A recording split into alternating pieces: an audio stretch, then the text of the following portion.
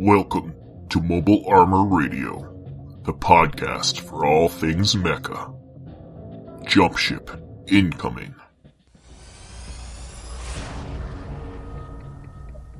All right. Welcome to the clown show that is Mobile Armor Radio. This has been a horrible week. We just can't get anything done. I can't read my schedule. We're knocking things over. We can't have nice things. No. So welcome to episode 76. A little late because of me. Don't blame the other two guys. At least you're owning it. Don't cancel those two guys. If you cancel them, then it's just me, and then the show's effed. So here we are, episode 76 again. We are officially October. Hey, happy Halloween. Happy Halloween. Anyone dressing up as a mech? Does anyone cosplay a mech for Halloween? That'd be kind of... Show notes or comments? I've seen that one where the dad is the mech and the kid's the pilot. Have you ever seen that one? It's pretty cool. Yeah. I mean, you know what? I feel like if someone could make the effort to make a dumb Space Marine costume, life size, so I feel like someone could make a human-sized mech. Yeah, that'd be interesting. Costume. I've seen a couple of them. I will say I did. Funny enough, I've never seen any at Dragon Con, like the biggest cosplay mecha that I know of. I never see a thing like that. So if you've gone to Dragon Con in that costume, drop a comment and drop a picture because I'd love to see it. I did once cosplay as Renji from Gundam Build Fighters. As the pilots, I can see that happening a lot more. But the guy with the red hair. I literally thought you said you cosplayed as Reggie from the Cosbys, but then Reggie. All right. Well, I guess let's get the show started. Probably gonna be a little thin today, guys. Not gonna lie to you, but we do have a pretty hot topic to discuss. So it's gonna be Pat ranting for 30 minutes. So. No, it's not a rant. There's a reason why I chose this, and just because, and it won't be a super rant. It might start out as a rant, but it's a long brood hate. We'll say that. 40 years in the making. 40 years? Is that how long it's been? I'm not wearing the right shirt, but yeah. Okay. All right. Well, then let's move on to the Dropship.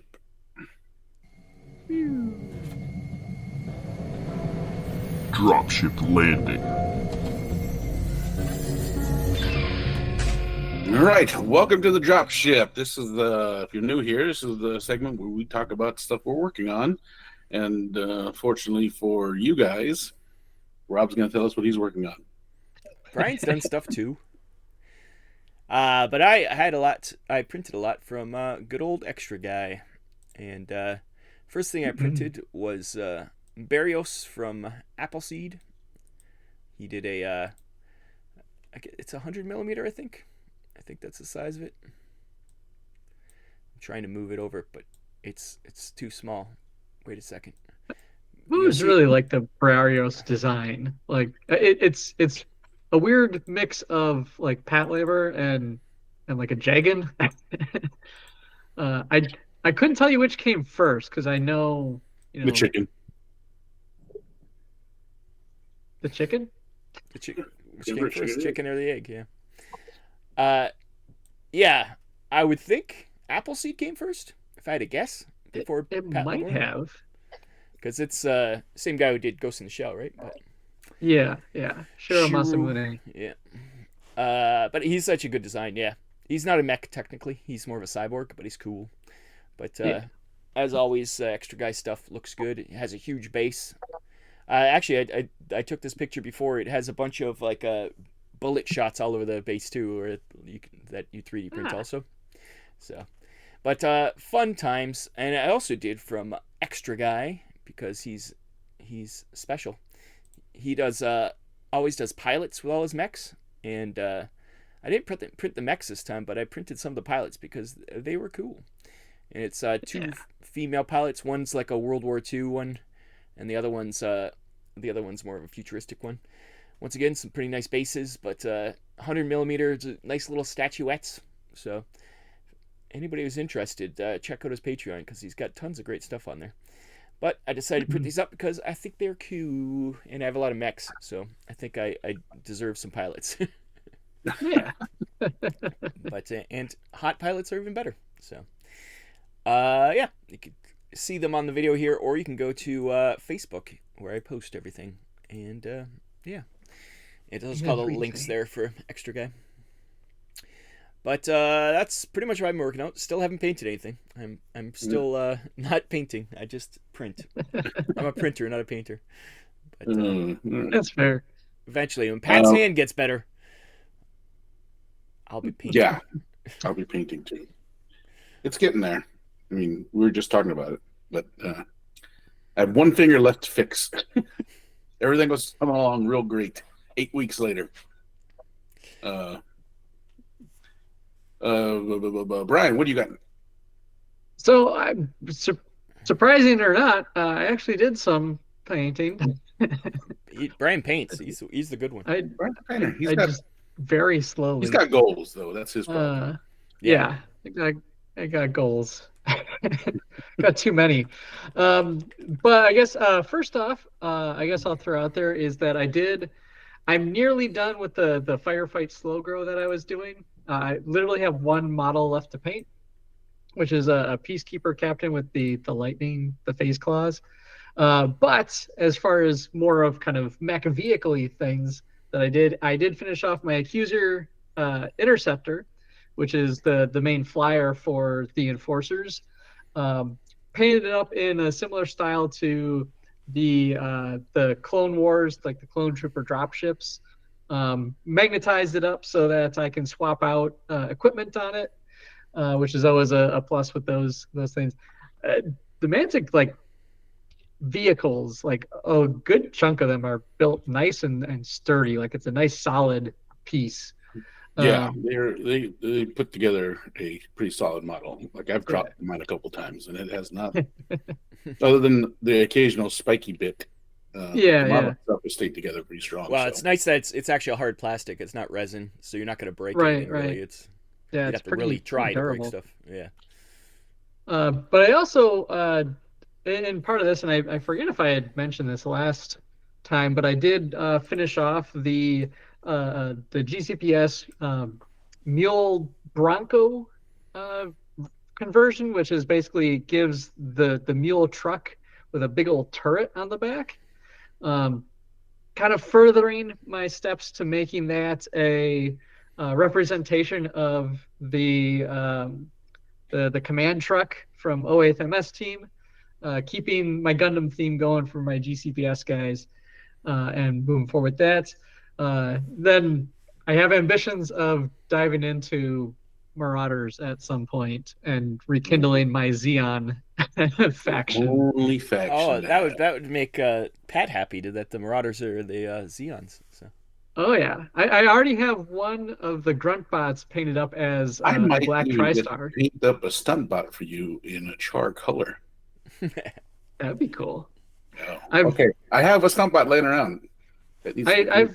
I've got a couple myself actually, and I just got a whole bunch of my stuff from Rick. That he's been 3D printing things out of the Mantic vault for me. There he goes. Stunt bot. And I finally got my hands on it because we haven't met up in person for months now. So I got all the Marauder, the Goblin set that came out a while back. And a whole bunch of other goodies there. If you can replace the stunt bot I paint for you, then I'll definitely paint one up for you. Okay. I know I have at least might have 3 stunt bots lying around. Are they in the vault? I have more than one, but right now I know I have one. Are the stunt bots in the vault yet? Yes, I believe they are. Let's print them up. Grunt bots are in. But, I know that. Yeah, grunt bots are in there. And then also, Mantic's putting out Halo Flashpoint. That's a grunt bot. He's metal though. He weighs a ton. I do have a metal one. But Halo's the new Halo tabletop game has been one that we've been talking about. The demo copies have been sent out to a lot of folks. I got a copy myself, and I've been painting up my Halo minis, my Spartans. And as tradition is, it's red versus blue. So I've got I got red team versus blue team from the show, red versus blue. The actual color. Yep, and it was actually pretty nice because I just did flat white on them for priming, and I just did it mostly speed paint. Yeah, that's the best, especially for the Spartans. It's so easy to do speed paint. That's what I did on mine too. And it turned out really nice. Yeah, I think I did 2 with speed paints, and I did 1 blue, 1 red in speed paints, and then I did 1 blue, 1 red in the way I would paint it if I was to keep it. Yeah. Yeah, that is the thing, that like these are going to be like my demo set, so I'm sure they're going to get beaten up a little bit. I don't even think the 4 I painted for Gen Con for the demo or for Adepticon for the demo table, I don't think they survived. No, they got destroyed. So they got hammered by people in their meat claws. Yeah, and the paint gets. It doesn't matter how much sealant you put on it. The oils on their skin just burn right through the layers. Oh, it's like 60 hours of touching. You know what I'm saying? Yeah, and multiple different types of people too. It's not the same person over and over again. So. Right. Cheeto fingers all over the place. Been painting that up. On the plus side, it's football season here in the U.S. and my wife likes to watch football, and so that's a great time for me to sit down and bonus for you, man. Brian doesn't like football though. Football at the same time. Yeah, and the Lions just won, so it's great. But yeah, that's been the brunt of my my hobby time, and I got a couple other things to report on in the next section. So, Pat, I know you were saying that you mostly been hobbying on getting your fingers working. Yeah, again. So I've been doing some big macular. Is that a word? It is now. Macular for large things. Macular. So I've been doing big stuff that doesn't need fine work. So I did layers. I've been all right. It's well documented. My tedious process of painting is Neo Zhang, and so I thought maybe it would be a good time to mess around with the airbrush a little bit and get that exercise going with my hand, a little PT.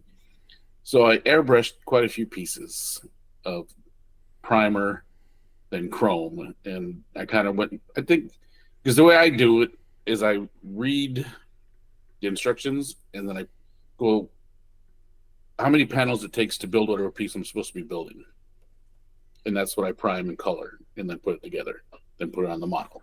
Then I do that many panels. So I think I did about 2 or 3 pages worth of stuff. So the sad news is when you do actually finish that model, that's when the show ends. It's like you started it when the show began. Now you have to finish it. When that model gets done, there's no need to continue Mobile Armor Radio anymore. It'll be the culmination of everything. Yep. I'll just kind of head out to the elephant graveyard and just kind of fade away. Yep. So as far as hobby, that's basically all I've done because I am quite limited. I do have some fairly good dexterity. My handwriting was horrible to begin with, and now it looks just like I'm a handicapped serial killer or a doctor when I write. When I have to write things down, so I still drop things from time to time. So I'm not ready yet to try, but I probably should though. Just see where I can. I did try to use chopsticks the other day, and that was a disaster. Yeah, that's hard at the best of times. Yeah, that was a disaster. So, as far as hobby, that's pretty much it. I just did some really big, easy stuff for my hand, and the airbrush was good enough for that. I didn't. Basically, I just primed and chromed all the parts that needed to be chromed. Is it just chrome, or is it you put color on top of the chrome? And then I put color. I'll put a transparent paint on top of the chrome. Yeah. So you haven't done that part yet. Did you just hit the chrome part? Yeah, just the chrome part. And then I just kind of then as far as the rest is the hobby room, I just kind of organized. So me and Rob put together a glass case that was missing 2 glass walls. Yeah, that was interesting. We were taking it apart and we're like, it's missing pieces.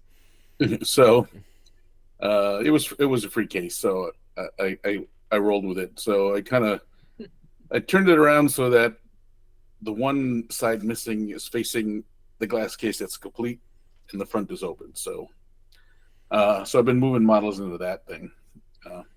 Yeah, you definitely need more space to display stuff because you've ran out. Yeah, I got a ton. Yeah, I got a ton of space. So, but as far as that's concerned, I put the original Battletech starter box set with the 25 mechs in there? Like the old one? Yeah, the very first one, like back the when 25th anniversary one or whatever. Yeah. Yeah. So I painted all those mechs up really quick. I painted them up as just regular Steiners. So I put those in the case. They were just sitting in a foam case. So I thought, oh, let's put them all out because, Oh, you painted them before and you just decide to display them now. Yeah, because I didn't have any place to put them, so I didn't want them to get shipped or stepped on. I mean, those plastic. Those old minis aren't, especially compared to the new ones. It's not quite up to standard. No, they're like plastic versions of the metal ones. Yeah, I definitely have some of those, and they're good. I loved them back in the day, but compared to like the new plastics, it's oh yeah, like the stuff that we got in the last Kickstarter. I was like, ugh. Oh, I totally forgot about the Kickstarter because I put Rob could attest because he helped me put it away, but I moved all the stuff that I had that needs to be built and painted models, mechs and everything into a cabinet, and it's pretty full. And there's a lot of stuff. Well, you had a that's not even including the Gundam models. I think one day you have to do a tour of your hoard because people don't understand how many Kalexes you have filled with board games.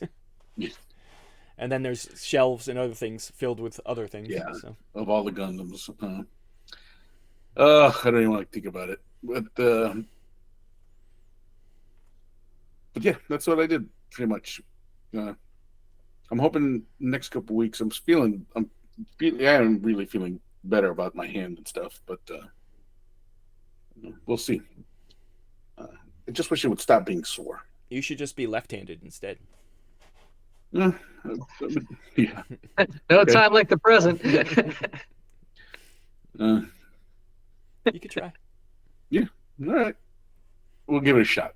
Maybe I'll paint the mech up left hand, then people will see what happens. Okay, don't do that anymore. Did your child paint that? No. Yeah. Oh my God, Pat had a stroke. Yeah, that's right. That's your words. So, all right. Well, then let's move on to the ComStar and see what's happening in the news. ComStar. Message from ComStar.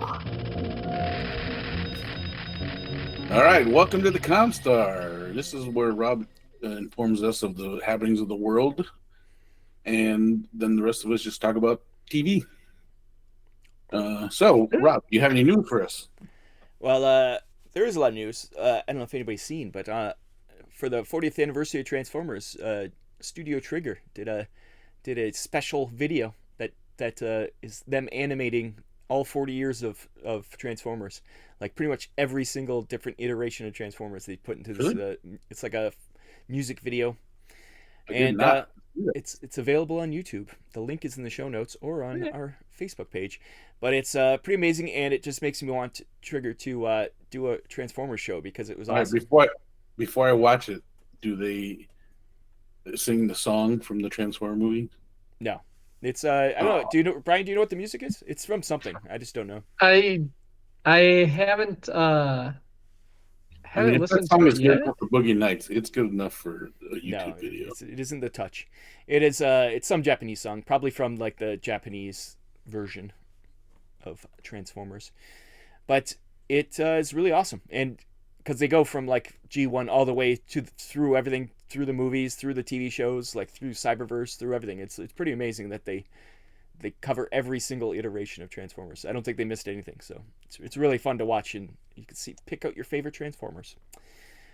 So that's 40th anniversary of Transformers is happening now. So what Hasbro has done is put out lots of extra Optimus Primes, whereas other people have been doing better things. So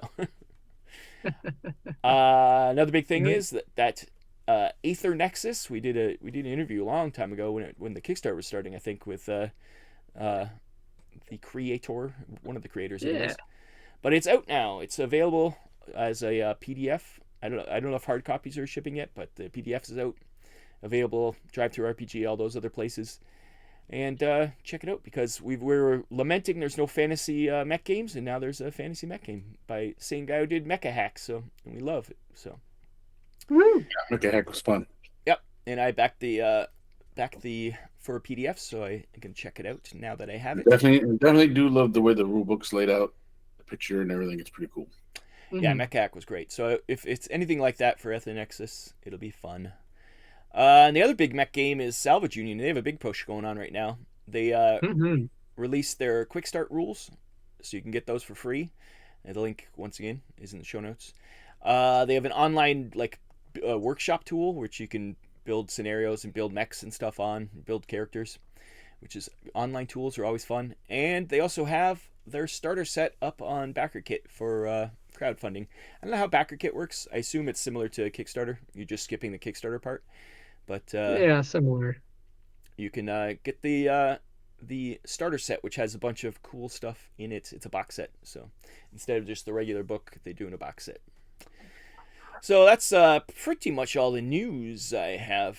Brian, did you have anything else? You always check out some stuff. Yeah, the in addition to the Transformers 40th anniversary, we actually just passed the original Macross. Just turned 42. Oof. Back in the 1982 was when it first aired in Japan. As well as we just passed the second anniversary of Gundam Witch of Mercury. I can't believe it's been 2 years. Yeah, it's crazy. Yeah, it's already. Jesus. Yeah, time flies. Great show. Can't wait to get I want to get a physical copy of it. Right, I love your physical copies. Well, it's becoming more and more of a thing where streaming services and everything like that are looking to drop the catalog that they've created. Another newsworthy thing, Netflix has been talking about dropping Voltron, which they created. It was created for Netflix. They're like, I think we're just done showing that. It's like they won't leave it up there because it's just wasting their bandwidth if it's just sitting there. I guess so, but it's that thing. It starts getting into if the show is created for a streaming service, what are the odds that you're going to get your hands on a physical copy if the streaming service says we don't want it anymore? It's gone. Legally, I guess, right?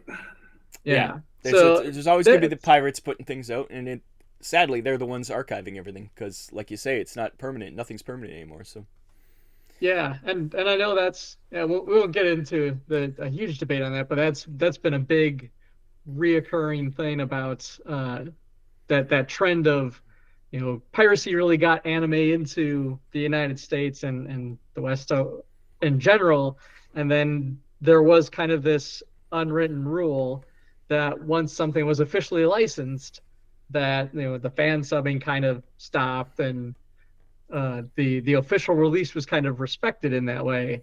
And now we've been shifting, the landscape has shifted to the official releases being these things that are very controlled and streamed, and no acts. You could lose whole digital libraries of purchased media. Yeah, was the one that just went away? Was it Crunchyroll or one of those ones? Crunchyroll, yeah. They got or Crunchyroll bought Funimation. Yeah. And Funimation, you were able to purchase media through Funimation back in the day. Crunchyroll just got rid of all that. Yeah. Extra purchases. Yeah. Yeah.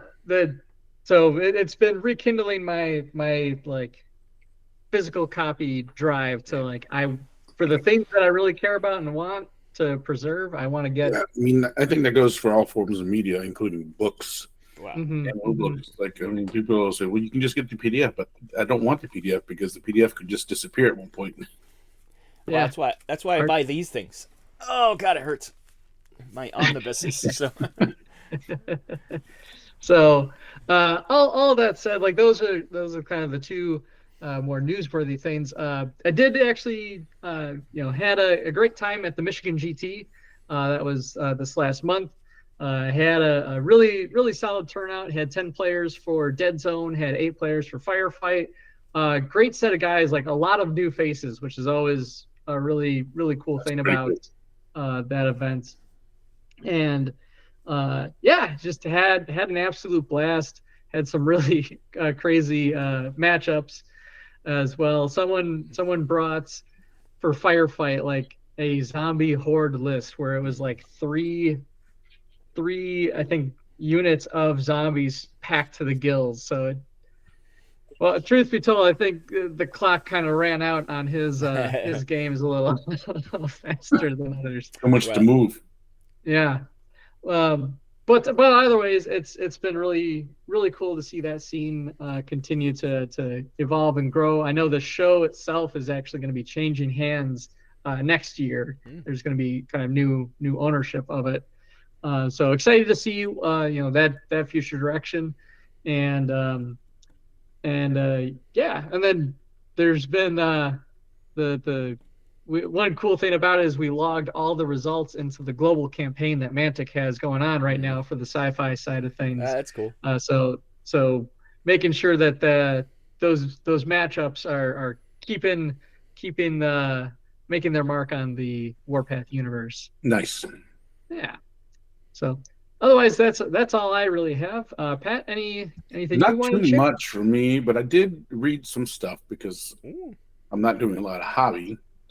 And so I don't know what got me to reading, but I broke out my it's fundamental experimental reading's fundamental. I heard that's why it got started. Oh, well, you're probably like 6. Keyword, and that is fun. Fundamental. No, I don't know why I brought this book out for some reason, but I was down in the basement doing some work, and then I happened to be kind of organizing the books, and then I found my experimental technical readout, Steiner. Oh, jeez. And I was like, oh, I should read that book. And so it's not very many pages. It's like maybe 30 odd pages, but it has a lot of experimental mechs in it, which led me to our topic, which we'll talk about in a few. But I was just wondering did any of these ever get made into real mechs, these experimentals? Maybe. I don't know if I've ever actually seen that book. Those experimental books are variants weird, of the Bargus. There's a couple of variants of the Bargus from that thing in there. Yeah, that's definitely a mech, but I don't know about the Bargus is a mech, but the experimental ones were like what was the number on it? I have it written down here. A BGS-4X. Yeah, I'm not sure if any of those are official. Those X ones. Yeah. So. But yeah. But it was very interesting reading I counted up now 1, 2, 3, 6, 7, 8, 9, 10, 11, 12, 13, 14. There's like 14 experimental mechs in this book. And there's a ton, and I have a ton of these ones. There's like a couple houses, like Kurita I have, and you just back in the day you just picked them up. Yeah, there was a ton of experimental. I would say there's maybe a good 20 or 30 of them. The regular houses, and even ComStar has one, and of course there's the clients. The Mercs have their own. Yeah, I think. Is it a FASA book, or was it after that? It's Catalyst book. Oh, it's Catalyst, so it's even more recent. Yeah, I think it came out Catalyst. I want to say like 2011, 2010, somewhere in there. When they first got the license. The distant future of. Yeah, I mean, it's the stuff in here is definitely Jihad era. Yeah. Yeah, it's rough, but at the early when this is the light at the end of the tunnel. When Catalyst picked up the license, they did just like what FASA did. And FanPro, they just put out so many books. Like they just started pumping them out. Now it's much more rare. They do a lot of fiction, but they don't do that many actual books. They do probably one a year. Whereas back in the day, they were putting them out, like either reprinting the old books or putting out new books like crazy. So yeah. And FASA, like we have another show called Dragon's Tome, and we go through Dragon magazines, and we saw the beginning of Battletech, and it's only been like 2 years, and there's already thousands of books. Like it's just crazy how much it expanded. Yeah, I mean, so fast. FASA was very good at pumping up the. Yeah. I mean, one good thing about FASA is FASA was very, very, very good at pumping out the source material. for all their games. Like even like Star Trek, Shadowrun. Yeah. Star Trek had a ton of Shadowrun had crazy amounts. Yeah. Yeah. So yeah, they all did. It was prolific. Let's just say that, and they're not like just little teeny books they threw out either. They were like full tomes. Like it was like 50, 60 pages of source books. Like these were, this you didn't just.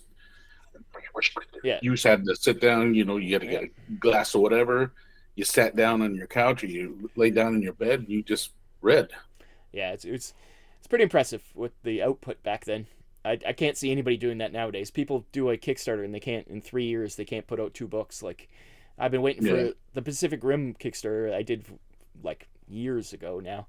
Finally put out the PDF of one of the parts of the thing. So God knows when I'll actually get the hard copies of them. It's just amazing how slow people are comparatively to back in the day when they were just like pumping them out like crazy. I mean, I wonder if it's because companies nowadays are like 10 people. Whereas fast back then was 40, 50 people. Yeah, could be. They had office space. Yeah, they had more money. Higher writers. Like you can still drive by the old FAST building. It doesn't say FAST anymore, but it's Ground Zero in Shadowrun if you ever play Shadowrun. Yeah, and it. I bet that's a lot of it. Back in the day, they ran it like a real company, not like a hobby, almost like these companies are. Like a hobby is kind of a loose word, but I would say more like just a startup. They don't run it like a startup.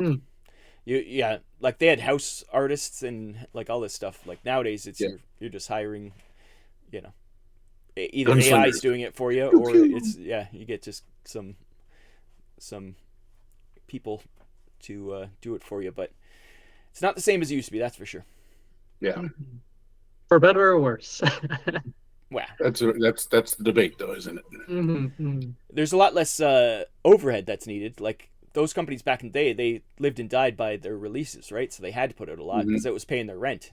Nowadays, there's no rent. You're just putting them out on drive-through. There's hardly any overhead, right? It's all just that's you true. Put it out and you get the profits. Like you have to pay for probably drive-through RPG takes a certain percentage. Well, I guess with the advent of the home computer, that adds to that too, because now I don't have to print it up anymore. You guys can print it up if you want to print it. It's a lot of on-demand stuff. Hard copies obviously is a lot harder. Like some companies don't even bother anymore. So, interesting.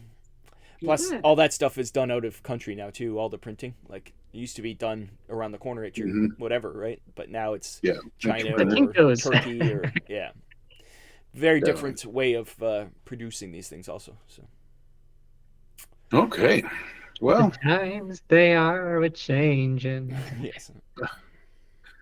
All right, well then that's it for me. So other than the technical readout, I didn't do too much on that side. I didn't watch very much TV. There hasn't been anything really new. I don't think I can't. I couldn't find anything, and I looked too. I delved deep into the Prime and Netflix anime sections. Well, Disney's got all the Macross. I just haven't started yet. I gotta remember to. Is that out now? I didn't. It is in Canada. In Canada. I'm not sure about the States. I think it was supposed to be this month, actually, in the States. So, right.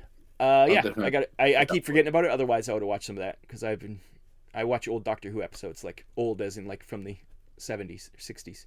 So nice. But I haven't. There's been no mechs, unfortunately. Or Daleks mechs, maybe. There's a little mutant inside them driving it. Could be. Yeah, might count based on our criteria. Our very loose criteria. Very loose criteria, yeah, definitely. I mean, there's an argument to be had, but will you win that argument? Probably not. Nah, it's not. We don't care. Yeah. We talk about what we want to talk about. All right, so let's move on to the MechBay Hanger then, and just chat. Now entering the MechBay Hanger. All right, welcome to the MechBay Hanger. This is our roundtable section. And today's topic today, as I was reading through the technical readout, as I mentioned in the earlier segment, and coupled with the discussion I was having with some old RPG friends of mine back in California, the topic started with us talking about different versions of Dungeons and Dragons through the years, and all the way up to 5th, and we got to talking about We played a lot of second edition, so we talked about a lot of the stuff in second edition that we didn't like. And that got me to thinking when I started reading the technical readout, what if we took heat out of Battletech? Would that change the fundamentals of the game? Is heat a necessary a necessary rule for Battletech to make it Battletech?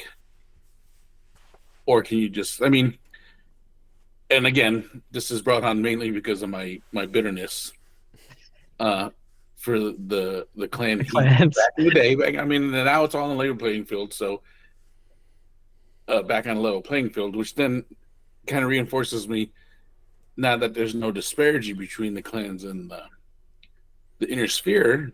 Do you need heat? Well, because you came in, your whole problem was that double heat sinks made everything too easy for the clans. They barely ever had to worry about heat, really. You'd have to really because they can alpha strike 6 times to your 1. Yeah, that's an exaggeration, but you get what I mean. You'd have to work at it to actually overheat.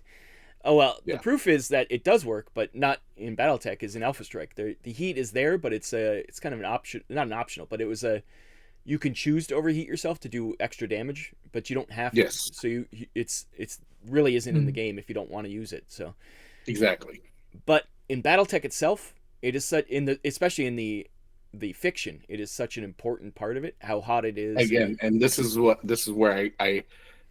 my discussion comes from. Then, right? I know heat is probably not so necessary to play the game, but it's so embroiled with the lore that can you get rid of it and still enjoy the game? My question is, why did they? Because the clans only came out like 2 or 3 years after BattleTech started. It was pretty quick. And why did they have heat at the beginning and have it such an important factor in the game where you always have to worry about what you're doing, to like a couple years later just getting pretty much, like you say, with double heat sinks, getting rid of a lot of your issues with heat? Yeah. Why did they change? And then one side for one side on top of that. Wow. But eventually for everybody. Was it a matter of just like it was one of those like really kind of nitty-gritty mechanics and you know, so sometimes I've seen like old school kind of game designers, like they really, you know, were engrossed and really want that realism as much as exactly, like as much as they could really sink their teeth into. And then I could see it, and this is like an outsider, like I don't even know the history of any of these people involved, but I could really see that one person being like, man, this really slows my game down. I don't want to keep track of that. It's a lot of work. I just want to be able to nuke you from halfway across the board as much as I want. It was also a way to differentiate the clans and show them how much more advanced they were. That's really why they did it. I think their weapons also had better ranges and like a lot of other things. Everything was like their squads were 5 mechs instead of 4. Mm-hmm.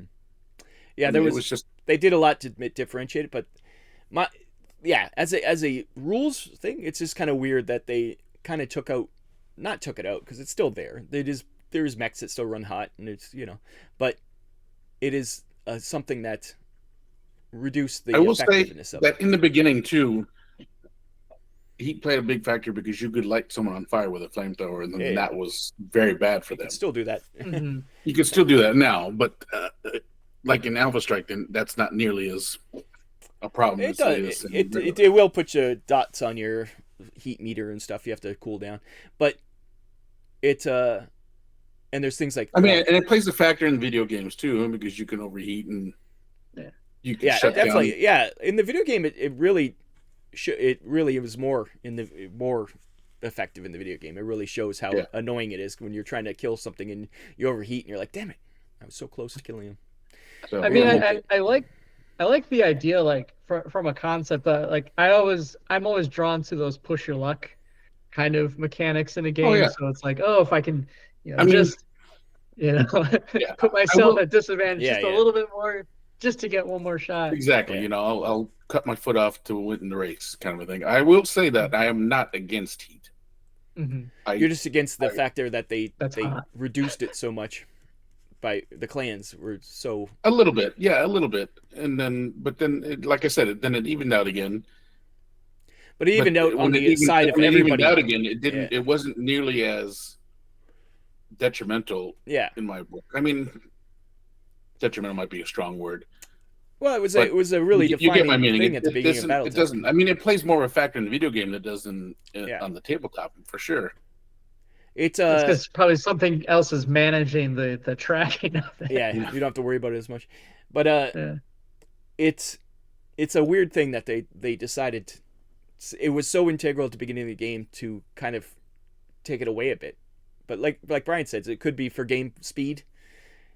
Battletech's not a fast game, no matter what you're going to do. No, changing heat doesn't matter that much. But if there's a complaint to be had about Battletech, it is the length of a game. Like, I will always tell the story about the con we used to go to in LA, and one of our friends would play in the big Clan versus Inner Sphere big game where it's like 15 stars versus like 20 lances, and every guy has a lance or a star. And then when I would come back to see him, we would start on a Thursday. I would come to see him on a Saturday, and they'd be like on turn 2, getting into turn 3 after 2 days. Yeah, especially in that kind of environment where at home it goes faster because you have shortcuts. So you can just be like, okay, I'm doing this, and just kind of skip stuff. But I mean, I won't even talk about the arguing with that many people playing that game. Yeah, that's the thing. Like, it's just any question takes that much longer to resolve because there's so many people, right? But I don't have time for Battletech anymore. I love it, but I'm Alpha Strike all the way, and it's just because it's speed wise, and you don't have to worry about as much stuff. You don't have to worry about it's just like, okay, here's as I got older, range I band for faster, for sure. But the question is, really you're asking is does heat, if you take it out, does it change the game? And I think it did change the game, but it's still Battletech, right? It didn't change it fundamentally. It just, I mean, does it make the game any less fun then? I'm sure most people would say it's more fun without having to worry about heat, because it was a pain in the ass. It is a pain in the ass, but I enjoyed it when I like the limitations. Suffered the. I mean, when I say everyone suffered the same effects, everyone was on the same playing field as far as where your disadvantage is how you designed your mech, or just what you had. Yeah, you didn't gain a disadvantage for being Inner Sphere. The thing I don't like about Battletech, later Battletech, is that it you can use any mech. Like, it used to be that you were just scrounging and you had to use whatever you came across. It wasn't like you could choose to have a certain mech. You're like, my grandparents gave me this mech when I was a child, and this is what I'm using. Exactly. And it gets destroyed, you're in trouble. Yeah. And then I guess because I didn't play everybody this much, got one. Did Click Mech? Did they have heat? Did the Hero Click Mechs? Did they have a heat aspect to it? So. I don't think so. No, I don't think so. I don't know. I've never played it, but I looked at the rules in that thing like once, trying to figure it out. I think it was. I never really played, so I can't remember. So I wonder if it did. It was like a very minimal. It wasn't like the same. Just because like your all your stats and everything were on that dial. Yeah. So you're just clicking that. So unless there was I don't recall any kind heat of tracker of some sort. Yeah. But yeah, the early one, it was just, I like the scarcity of mechs, and you had to scrounge, and they weren't perfect. Sometimes they were missing arms or whatever, just because you didn't have the parts to fix them. And or they were hodgepodge. Yeah, the later you had ones, an arm from a different mech. Yeah, and you're playing with a lance because that's all there was. Like, it was lance on lance. But in the later ones, it's battalion on battalion. There's huge amounts of mechs. And they're all top of the line, and they're all like. That took it more away from me than anything. I felt it lost a little bit of a charm of the scrounging. It was more of like just armies fighting each other, and it's like, okay, you could do that in tanks, But is there any other controversial rule, I guess, for any of the mech games, including Battletech, that you think could go away? I hate any rule that there's a. It's like a, what's it called? Where you have to roll nerve tests and all that kind of stuff. especially in sci-fi games. I hate the idea of nerve tests in sci-fi games. Is it in Firefight now? Is there nerve tests? There is, but it's only like once a unit's really been decimated. Like it's like, oh, there's like 3 guys left on the squad of 10. Like, do they stick around? Yeah. Or do they get out of there? Because I know, and I hate in small skirmish style games when that you have to roll nerve tests. I think Vanguard, which had that, and I hated it, but that's not a mech game. But even so, and it comes from, I guess 40K had it back in the day, and that's why all these games have this now. Yeah, most of the English games. I mean, because Flames of War has it. Yeah, I hate the idea of that these top line troops are just breaking and running away. I understand it in rank and flank games and fantasy games. Sure, okay. Yeah. Many. It's supposed to represent so many guys, but when you're actually playing small squads based games, I hate the idea that these top line guys lose their nerve. It's like, no, these are elite people. They shouldn't be losing their nerve. Yeah. Or maybe it's not. You don't frame it as they're losing their nerve. Then you frame it as they're just tactically retreating to regroup. Yeah, that's not the way that. Or they're killed. Yeah. I mean, you can still be the biggest SOB, and you can still get routed.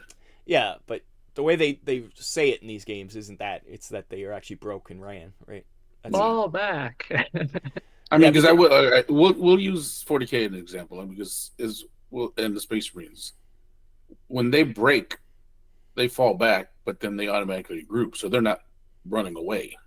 Yes, the other games, no fear. When you break, it's your unit's destroyed. That doesn't make sense to me. That's a King's War thing, though. Yeah. I mean, we see it happen in the live action thrill ride of Starship Troopers. What happens when they lose their sergeant? They start going crazy, and their whole line gets overrun. Yeah, but Starship Troopers also is like barely trained people going up against alien bugs. So yeah.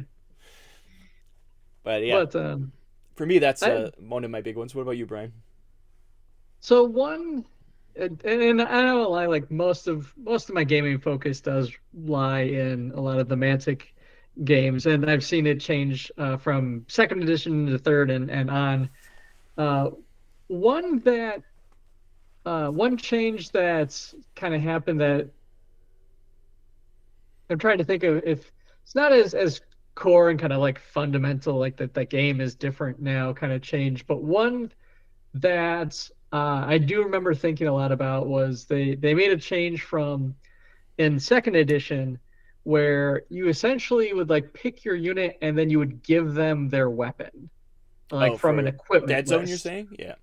Yeah, for Dead Zone, sorry. Yeah. And in third edition they went away from that, and it was all prescribed, like you're this guy and here's your gun option. Just trying to make it faster. Yeah, and that's kind of the weirdness about it, is like it does make it a lot easier to write, lists and building and everything like that. But I will say, like there was that bit about like kind of a little narrative loss. Yeah, you could where give it's your guy like charm. Yeah.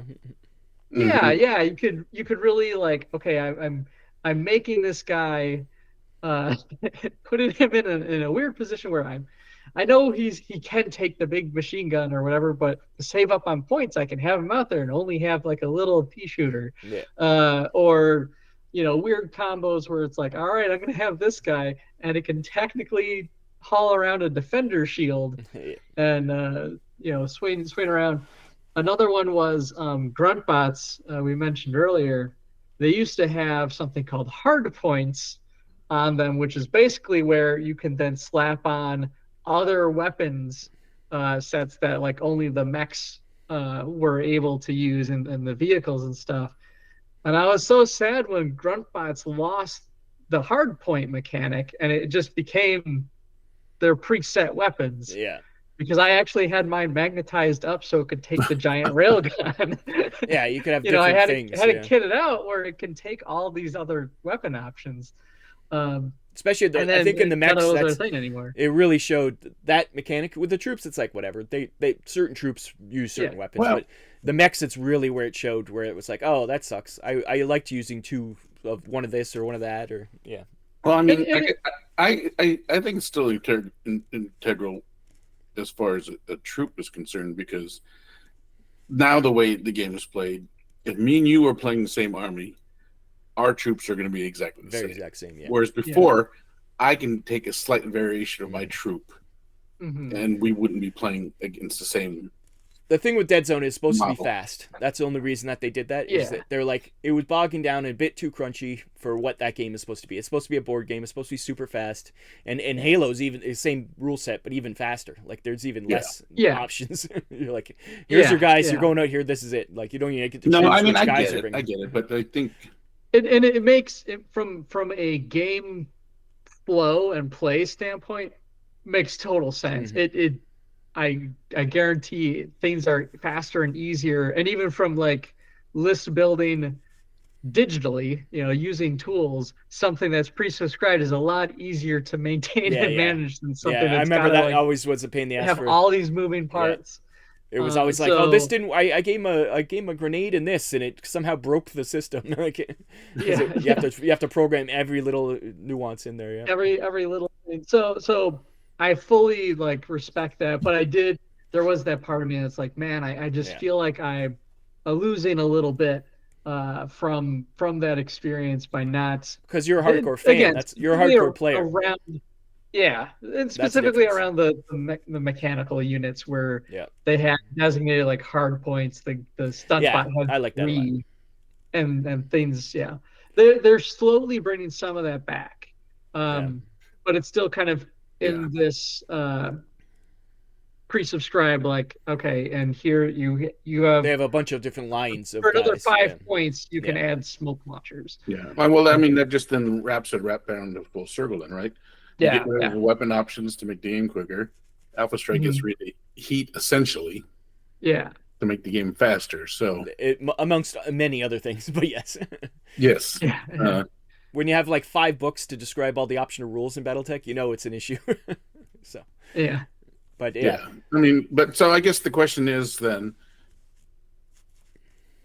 should heat be taken away from Battletech? I don't think it should be taken away from Battletech. Right. Even as bitter as I am how it was handled throughout the ages, I still think it's a fun aspect of the game and shouldn't be downplayed.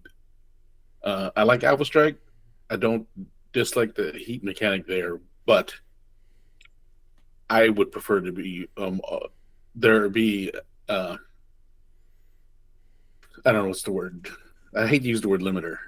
It is like a randomness of heat. Then I guess would be more. Like Brian said earlier, press your luck and because like Brian said, press your luck. I do like the fact that if you are in a position, I'm going to try and take you out with one big shot. If I blow my chance, then I'm screwed. But because I've generated too much heat, I shut down, and then I'm just sitting duck. Yeah, Alpha Strike does it not in such a huge way, but it does still let you press your luck. You can build up your heat a little bit. You can, but you can't you can't do an Alpha Strike that shuts you down in one maneuver like you could with if you shot every single weapon and shut you down. You could do it if you wanted to, especially if you're a laser heavy mech. And just some of the assault mechs with all the different weapon options, you have 4 large lasers and 4 medium atlases lasers and stuff. God. Yeah, there's some guys who could literally shut themselves down in one shot. So, the Battletech was notorious for shutting down. Yeah, and I think in the video game it seems Battlemaster. Oh, Battlemaster. Yeah, for sure. Yeah, Battlemaster was. I don't remember what I said. I said Battle something, and then I stroked out. You said Battletech, and I'm like, the game. I meant Battlemaster. I meant the Battlemaster was notorious for shutting down. It's funny in the video game. I find it's much, especially the BattleTech video game. The heat is much more of an issue. It doesn't go away as fast as the actual game, so you're always dealing. You're right on the heat curve the whole time. You're always dealing. Are you talking about the hairbrain one, not the MechWarrior game? Hairbrain one, yeah. MechWarrior it doesn't really affect you. It's more like the real game where it affects you a bit, but you can manage it easier. Just stop shooting for a second, and it'll go back down. But the hairbrain one, it's because it's turn based. You can't just wait. You have to wait that whole turn to get your heat away. So that's when I run out and start punching people. You just kind of run around like curly. Yeah. Curly Howard. Yeah.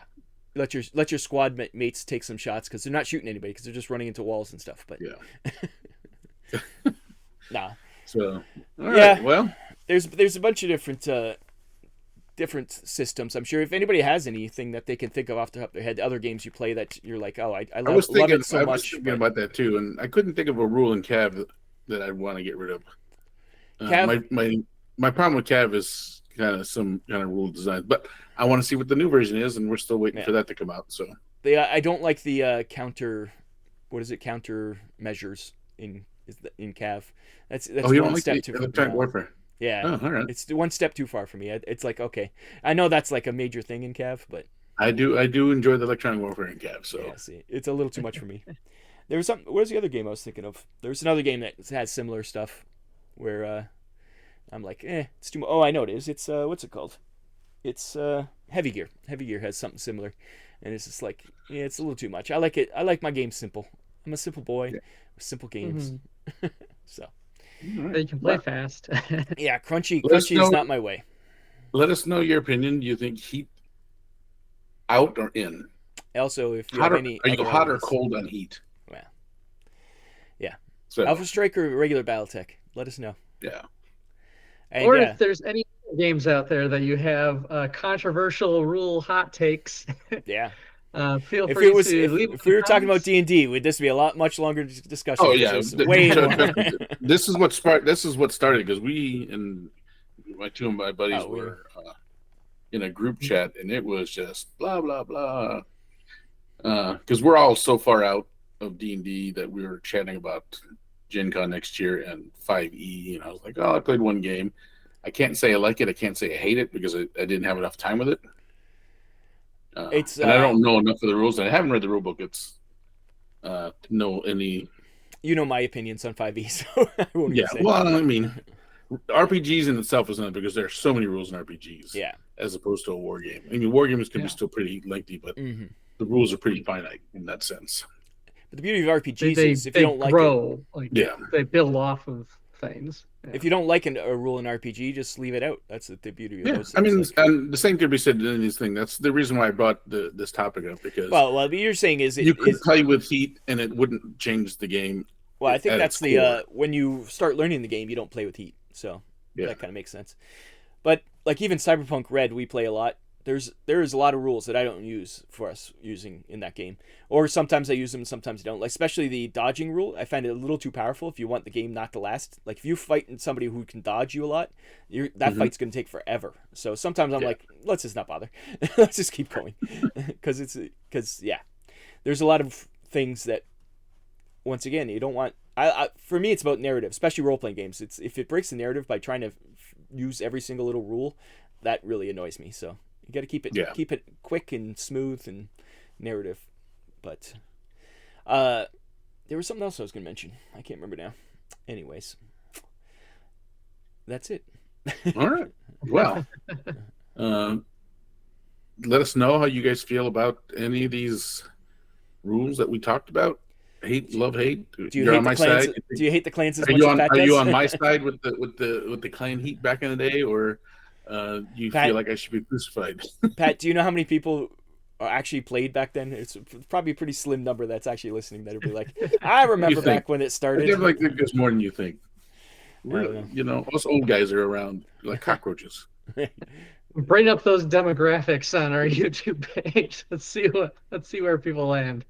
So shout out, guys. Let us know, because that just was pretty interesting to me, because it spawned from a debate with role playing and then moved into tabletop board games. I remember what it was. Encumbrance. Who the hell ever played with encumbrance? What a pain in the ass that is.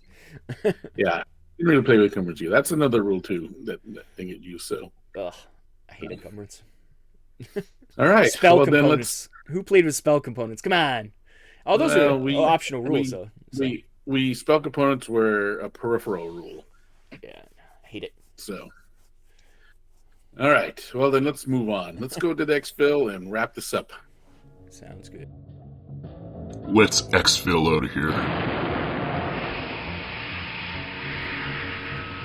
All right. Well, then, again, I just want to say, let us know how you feel about optional rules, exceptional rules? What rules do you want to see gone in any of your favorite mech games? It doesn't have to be for Battletech. We mentioned a few. I haven't. But we'd like to see. Yeah, I haven't gotten into the like the old Palladium Robotech. Like that was a lot of. Palladium didn't make rules that they didn't love. Like if they found a rule, they put it in. They had everything. Exactly. If there's a rule for Battletech you want to see or to discuss, hit it in the Facebook or the YouTubes, and we'll let it know. For me, it was a heat thing. Other than that, I don't have too much. Yeah. To worry about, other than the length of the game, but that's not rule based. That's just game design in that sense, I guess. Well, it's the what is it? Simulation versus what was the other one? I can't remember what the other side is. Actual realism. Game. Yeah. No, it's simulating a experience versus doing an overview of it. You know. Yeah. Battletech makes it feel like you're in the cockpit fighting the battle, where Alpha Strike you're looking at it from a distance and playing it from a distance, not in the cockpit. So I can't remember what the other side is. Please comment below. Do you know what I'm talking about? Comment below. My brain doesn't summarization. Simulation versus summarization. No. Anyways, people will comment below. Yeah. Emulation. Me brain no work. Ooh, emulation's a good one. Yeah, it could be. All right. Well, then, for the Mobile Arm Radio, I've been your host, Chopper. I'm Brian. Like, share, subscribe, comment below. We have a lot to talk about, so please do engage. And I've been Rob. Rob has a weird middle name. Yes. my name is Rob. Please like, share, engage. subscribe. Rob, please engage, subscribe. Talk to us. I've been Pat. Click the like button. Lewis. There you go. We also have X or Twitter, so come visit us there. Yeah, definitely. Doing stuff. And we'll see you guys for sure next month. November 1st. We'll be here. Yeah. Not the 5th or whatever it is. It'll be the 3rd if you get it out before midnight. Jeez. It'll be the 2nd if you get it out before midnight. Yeah. You think I can edit this and get it out in like an hour? No, I'm just saying. No. I don't know. Rob's usually pretty quick on this. I will say, of all things, Rob's pretty professional about getting the edit. I'm really of all things, Rob is a professional. Of all things that Rob does, Rob's pretty professional about editing. I try. Bye-bye. All right. Night, everybody. Bye-bye. This has been Mobile Armor Radio. Join our Facebook group by searching for Mobile Armor Radio. Find us on Twitter @MArmorRadio. Join us on the 1st of every month for more Mecha discussion.